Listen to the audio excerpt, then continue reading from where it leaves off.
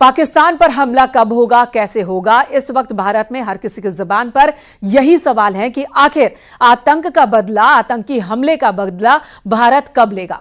तो इस बारे में अभी सिर्फ भारत की सेना ही जानती है। पाकिस्तान इस वक्त बस यही सोच रहा है कि कैसे वो खुद को बचा सके, और इसके लिए उसने अपनी हर मोर्चे पर मुस्तैदी बढ़ा दी है। आपको वो सबसे खतरनाक हथियार दिखाते हैं जिससे बचने के विकल्प जनरल मुनीर के पास भी नहीं है।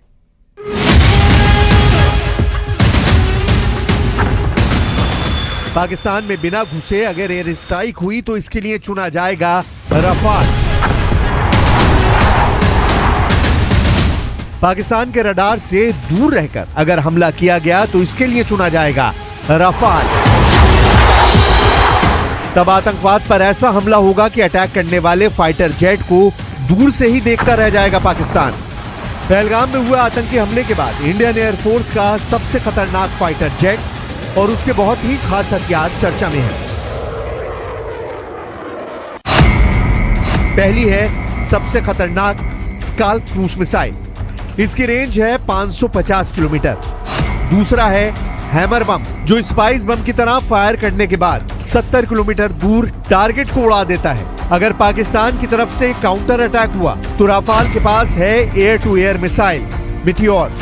इसकी रेंज है 150 से 200 किलोमीटर। राफाल 1800 किलोमीटर की रेंज में जब ऑपरेट करता है तो ये तीनों हथियार उसे गेम चेंजर फाइटर जेट बना देते हैं।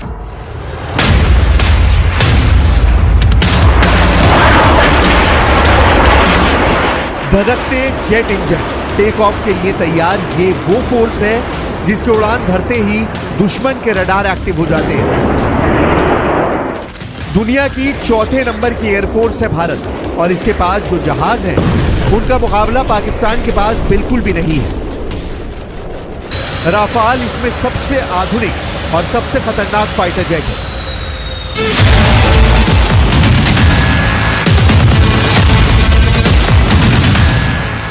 इसलिए अब देखिए राफाल के वेपन पैकेज की सबसे खास बात, क्योंकि राफाल आने के बाद वायुसेना को दुश्मन के बॉर्डर के अंदर घुसने की जरूरत नहीं और हमला बिना बॉर्डर पार किए यानी अपने आसमान में ऑपरेट करते हुए भी किया जा सकता है। इसे ग्राफिक्स के जरिए समझिए। मसलन राफाल भारत के अंदर ही उड़ रहा है, वो बॉर्डर के करीब है, यानी पाकिस्तान की वायु सीमा से सुरक्षित दूरी बनाई हुई है। अब यहीं से उड़ते हुए वो अपनी स्काल्प क्रूज मिसाइल लॉन्च कर सकता है, जो पाकिस्तान के अंदर 400 से 500 किलोमीटर दूरी तक टारगेट को तबाह कर सकती है। और इसी तरह हैमर बम काम करता है, जो लॉन्च होने के बाद पाकिस्तान की सीमा में 70 किलोमीटर अंदर तक जाकर गिरेगा। ये दोनों एयर टू सरफेस वेपन में कमाल के हथियार माने जाते हैं। इसी तरह अगर राफाल को पाकिस्तान के विमान चैलेंज करते हैं तो राफाल का रडार 200 किलोमीटर की दूरी से ही उनको ट्रैक करना शुरू कर देगा। और यही काम आएगी beyond visual range meteor missile. इसकी खुद की रेंज 150 किलोमीटर से ज्यादा है, और इस तरह राफाल पाकिस्तान के फाइटर जेट से दूर रहकर भी उसको मार गिराएगा।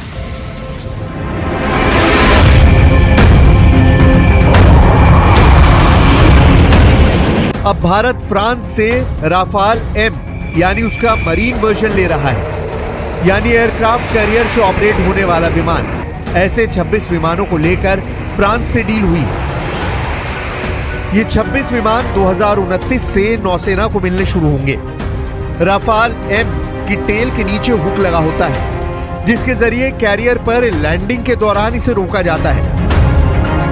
वहीं इसकी बॉडी एयरफोर्स वाले राफाल के मुकाबले ज्यादा मजबूत होती है। यह एंटीशिप मिसाइल लेकर चलता है, क्योंकि ये समंदर के ऊपर ऑपरेट करता है। फिलहाल नौसेना के पास MiG-29K लड़ाकू विमान है, जो INS विक्रमादित्य और INS विक्रांत से ऑपरेट करते हैं, जबकि राफाल का एयरफोर्स वर्जन 2019 से ही भारतीय वायुसेना का हिस्सा है।